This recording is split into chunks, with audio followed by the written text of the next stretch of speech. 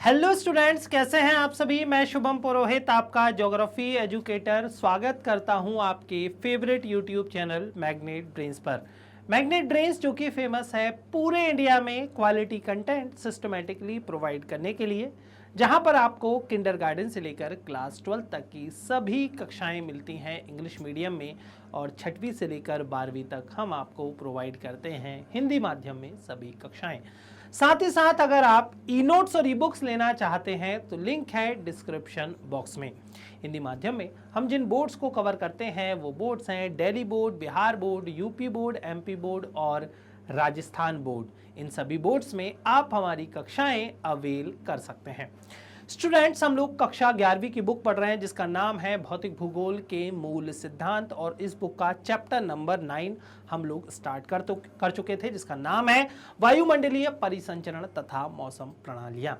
इस चैप्टर को विभिन्न वीडियोस के माध्यम से हम लोगों ने कंप्लीट कर लिया था, और चैप्टर के कंप्लीट होने के बाद हम लोगों ने एनसीईआरटी सॉल्यूशंस, एमसीक्यूज और एमआईक्यूज क्वेश्चंस भी देख लिए थे। हम लोगों ने इस चैप्टर का कंप्लीट वन शॉट रिवीजन भी डिस्कस कर लिया था। आज की इस वीडियो में हम लोग इस चैप्टर का क्विक रिवीजन पढ़ेंगे, मतलब चंद स्लाइड्स के अंदर मैं आप लोगों को इस चैप्टर को बहुत अच्छे से रिवाइज करवाने वाला हूं। उम्मीद करूंगा आप लोगों को वीडियो पसंद आएगी। वीडियो अगर अच्छी लगती है तो वीडियो को लाइक ज़रूर करना है, अपने दोस्तों के साथ वीडियो को शेयर करना है, और कोई डाउट होता है तो कमेंट बॉक्स में कमेंट कर देना है। चलिए वीडियो स्टार्ट करते हैं। सबसे पहले आपको इस चैप्टर में वायुमंडलीय दाब यानी कि एटमॉस्फेरिक प्रेशर के बारे में कुछ बातें डिस्कस की गई हैं, देख लेते हैं हम लोग। समुद्र तल से वायुमंडल की अंतिम सीमा तक एक इकाई क्षेत्रफल का जो वायु स्तंभ का भार होता है, कुल मिलाकर अगर हम देखें एकदम समुद्र की जो सतह होती है उससे अगर हम लोग देखें वायुमंडल की अंतिम सीमा तक, ये मान लीजिए समुद्र की सतह है, वायुमंडल की अंतिम सीमा मान लीजिए ये है, तो इसका अगर हम लोग देखें एक वायु स्तंभ का जो भार रहता है, एक इकाई क्षेत्रफल के जो वायु स्तंभ का भार होता है, इसी को हम लोग क्या बोलेंगे, वायुमंडलीय दाब। वायुमंडलीय भार या दाब को मिली बार या फिर हेक्टोपास्कल में मापा जाता है, याद रखना है। और महासागरीय सतह पर औसत वायु दाब कितना होता है, ये क्वेश्चन बार बार पूछा जाता है, तो 1013.25 मिलीबार। ये आप लोगों को मुख्य रूप से याद रखना है कि अगर आप लोगों से पूछ ले कि महासागरीय सतह पर वायु दाब कितना होता है तो 1013.25 मिलीबार। मानचित्र पर वायुदाब को समदाब और समभार रेखाओं के द्वारा दर्शाया जाता है। जैसे कि हम लोगों ने समताप रेखाएं देखी थी, समान ताप वाले स्थानों को मिलाने वाली रेखा को समताप रेखा कहते हैं, वैसे ही समान दाब वाले स्थानों को मिलाने वाली रेखा को समदाब रेखा कहते हैं। उम्मीद करता हूं आप लोगों को ये स्लाइड बहुत अच्छे से क्लियर हो गई होगी। चलिए नेक्स्ट स्लाइड पर चलते हैं।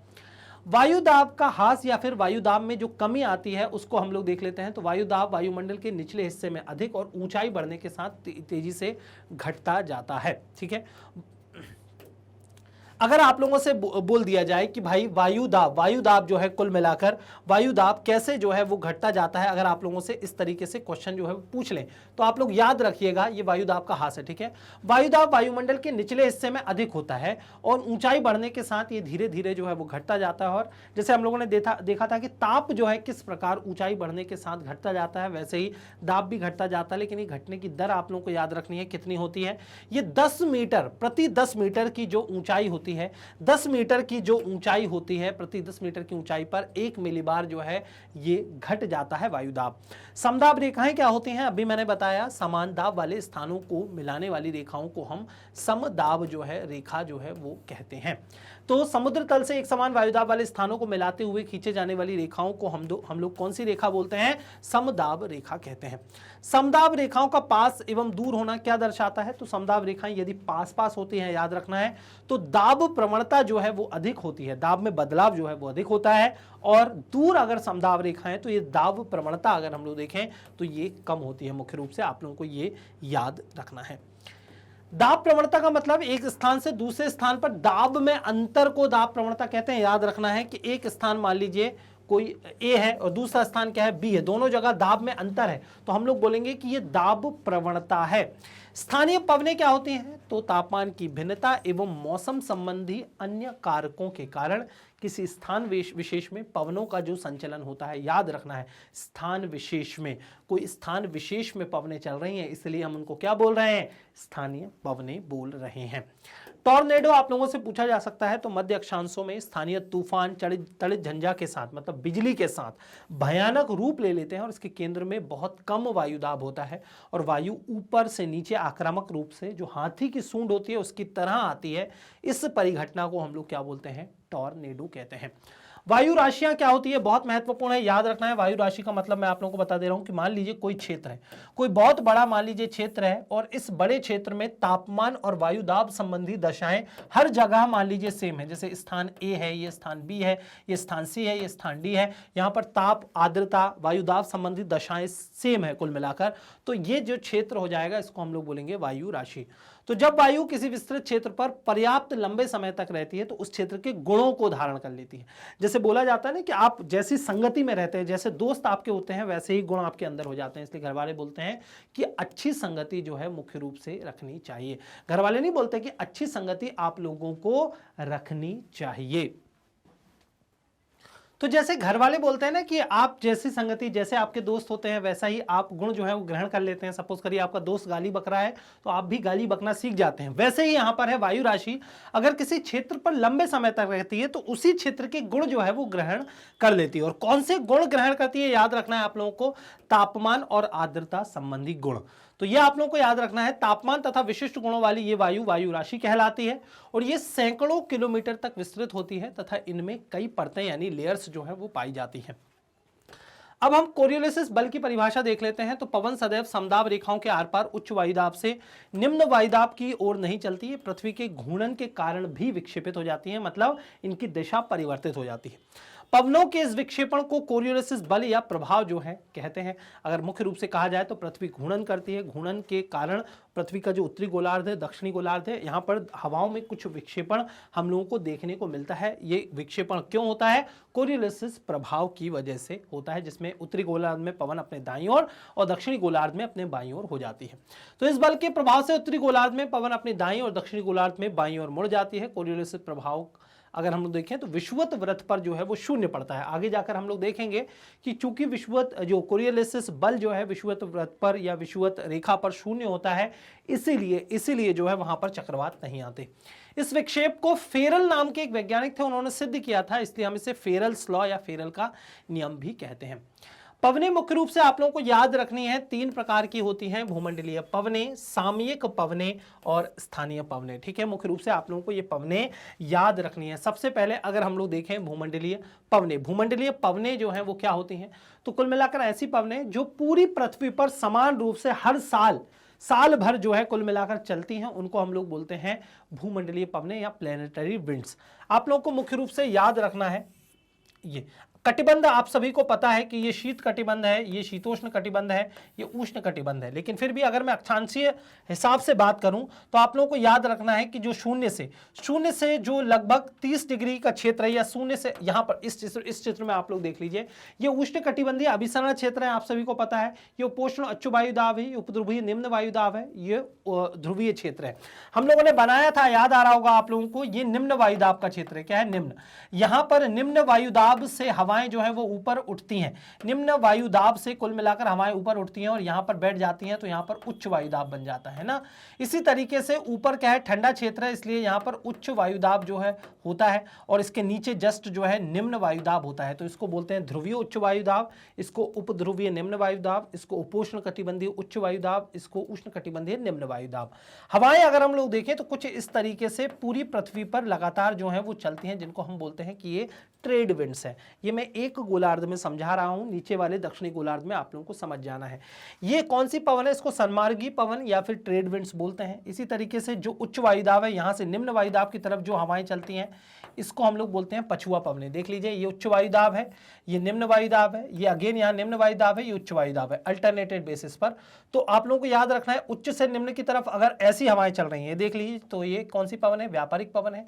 अब ये उच्च है, ये निम्न है। अगर ऐसी हवाएं चल रही हैं, है, देख लीजिए इस तरीके से, तो इनको हम पछुआ पवन बोलते हैं। तो ये उच्च है, ये निम्न है। अब ऐसी अगर हम हवाएं चलती हैं, क्योंकि पवनें हमेशा उच्च से निम्न की तरफ चलती हैं, इस तरीके से जो हवाएं चलती हैं इनको हम ध्रुवीय पवनें बोलते हैं। ये पवनें पूरी पृथ्वी पर लगातार हमेशा चलती हैं, इसलिए ये पवनें जो होती हैं इनको हम लोग बोलते हैं कि स्थायी पवनें। ठीक है, सन्मार्गी व्यापारिक पवनें, पछुआ पवनें, ध्रुवीय पवनें। विस्तार से अगर आप लोगों को जानना है तो मैंने बहुत अच्छे से चित्र बनाकर जो है चैप्टर अगर आप देखेंगे तो उसमें मैंने समझाया हुआ है।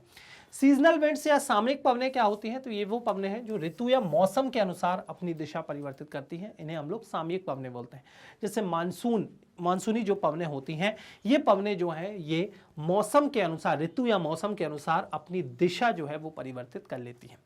स्थानीय पवनें या लोकल विंड्स किसको बोलते हैं? तो ये पवनें भूतल के गर्म एवं ठंडा होने की जो भिन्नता होती है उससे जो है वो पैदा होती है। जैसे आप लोगों ने लू का नाम सुना होगा, समुद्री समीर, स्थलीय समीर, जो कुल मिलाकर जैसे अगर हम लोग देखें समुद्र से मान लीजिए स्थल की तरफ जो हवाएं चल रही हैं, समुद्र से स्थल की तरफ जो हवाएं चल रही हैं उनको हम समुद्री समीर बोलते हैं।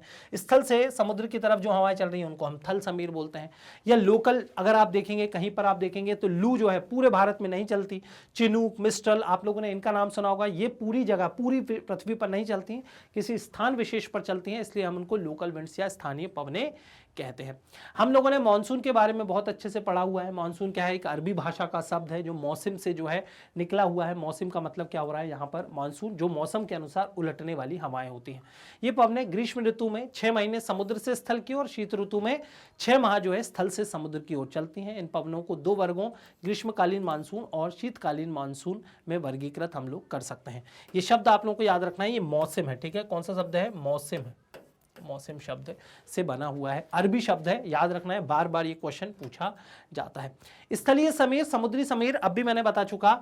स्थल से अगर समुद्र की तरफ हवाएं चल रही हैं, कहां से? स्थल से अगर समुद्र की तरफ हवाएं चल रही हैं तो वो स्थलीय समीर हो जाएंगी। और समुद्र से अगर स्थल की तरफ हवाएं चल रही हैं, देख लीजिए, अगर ये देख लीजिए, ये यहां पर स्थल से समुद्र की तरफ चल रही है, देख लीजिए, तीर को आप फॉलो करेंगे, स्थल से समुद्र तो स्थलीय समीर, समुद्र से स्थल तो समुद्री समीर। देख लीजिए, समुद्र है, ये स्थल है, ये ऐसे तीर बने हुए हैं, मतलब ये समुद्री समीर, ये स्थल से समुद्र की तरफ चल रही है, ये थल समीर। दिन और रात में इनमें जो है वो अंतर होता है, समझ लेना है आपको बहुत अच्छे से। वायु दाब का क्षैतिज वितरण हम लोग समझ लेते हैं। तो वायुमंडलीय दाब के अक्षांशीय वितरण को वायु दाब का क्षैतिज वितरण कहते हैं। मतलब हर जगह अक्षांशीय अगर हम विस्तार देखेंगे तो हर जगह जो है वायुदाब समान नहीं होता, इसका वितरण हम लोगों को देखने को मिलता है। और इसी तरीके से वायुदाब के 7 कटिबंध जो है वो पृथ्वी पर बन जाते हैं, जैसे उष्ण व उपोष्ण कटिबंधीय महासागर, उपोष्ण कटिबंधीय उष्ण मरुस्थल, उच्च अक्षांशीय अपेक्षाकृत ठंडे महासागर, उच्च अक्षांशीय अति शीत बर्फ आच्छादित महाद्वीपीय क्षेत्र, स्थायी रूप से बर्फ आच्छादित महाद्वीपीय आर्कटिक तथा अंटार्कटिक क्षेत्र। और इसी तरीके से यहाँ पर कुछ वायु राशियां भी जो है वो बन जाती हैं। ये वायु राशियां आप लोगों को याद नहीं रखनी, ठीक है, बस इनका जो वर्गीकरण है आप लोगों को यहां पर दिया गया है, लेकिन आप लोगों को इनको याद बिल्कुल भी नहीं रखना है। ठीक है, आप लोगों को सिर्फ चक्रवात और प्रतिचक्रवात के लिए इनका बैकग्राउंड समझाया जाता है। चक्रवात क्या होता है अगर आप लोगों से पूछ लिया जाए तो निम्न वायुदाब कि जो निम्न वायुदाब का जो केंद्र है और आसपास अगर आप देखेंगे उच्च वायुदाब स्थित है, तो हम उच्च वायुदाब से निम्न वायुदाब की तरफ हवाएं घूम घूम कर आती हैं, उनको हम लोग बोलते हैं चक्रवात। क्या बोलते हैं? चक्रवात। प्रति चक्रवात में स्थिति जो है वो उलट जाती है, याद रखना है, यहां पर निम्न वायुदाब नहीं होता है, यहां पर हाई प्रेशर उच्च वायुदाब होता है, और ऊपर की तरफ जो है वो निम्न वायुदाब होता है, लो प्रेशर होता है। तो हवाएं अब उच्च वायुदाब से निम्न वायुदाब मतलब कि अंदर से बाहर की तरफ चलेंगी, तो उसको हम लोग बोलेंगे प्रति चक्रवात। आप चाहें तो परिभाषा पढ़ सकते हैं, एक परिभाषा मैं पढ़ दे रहा हूं, जैसे कि प्रति चक्रवात। प्रति चक्रवात क्या है? तो इस प्रणाली के केंद्र में उच्च वायुदाब होता है, अतः केंद्र से पवनें चारों ओर निम्न वायुदाब केंद्र की तरफ चलती हैं, और इनमें पवनें उत्तरी गोलार्ध में अगर हम देखें घड़ी की सुइयों के अनुरूप एवं दक्षिणी गोलार्ध में प्रतिकूल दिशा में चलती हैं। अच्छा, चक्रवात और प्रति चक्रवात में स्थिति थोड़ी सी उलट जाती है, हम लोगों ने पढ़ा हुआ है। चक्रवात में उत्तरी गोलार्ध में हवाएं जो होती हैं वो एंटी क्लॉकवाइज यानी घड़ी की सुई की विपरीत दिशा में चलती हैं, और दक्षिणी गोलार्ध में घड़ी की सुई के अनुरूप चलती हैं। जस्ट स्थिति जो है वो उलट जाती है प्रति चक्रवात में। इसमें उत्तरी गोलार्ध में जो हवाएं हैं घड़ी की सुई के दिशा में, और दक्षिणी गोलार्ध में प्रतिकूल दिशा में चलती हैं। ये स्थिति आप लोगों को याद रखनी है, अंतर अगर आप लोगों से पूछ लिया जाए तो। वातागर आप लोगों को याद रखना है, वातागर कुछ और नहीं है। जब वायु राशियां टकराती हैं ना, याद रखना है आप लोगों को, जब दो वायु राशियां आपस में टकराती हैं तो उसमें जो है वाताग्र बनते हैं। ठीक है, जब दो वायु राशियां टकराएंगी तो ऑब्वियस सी बात है वो मिलने का क्या करेंगी, प्रयास करेंगी, मिलने का क्या करेंगी, प्रयास करेंगी, और उसी प्रयास के क्षेत्र को कुल मिलाकर हम वाताग्र कहते हैं। जब दो भिन्न प्रकार की वायु राशियां मिलती हैं तो उनके मध्य जो सीमा क्षेत्र या बाउंड्री बनती है उसको हम वाताग्र कहते हैं। ये 4 प्रकार के होते हैं, शीत, उष्ण, अचर और अधिविष्ट वाताग्र।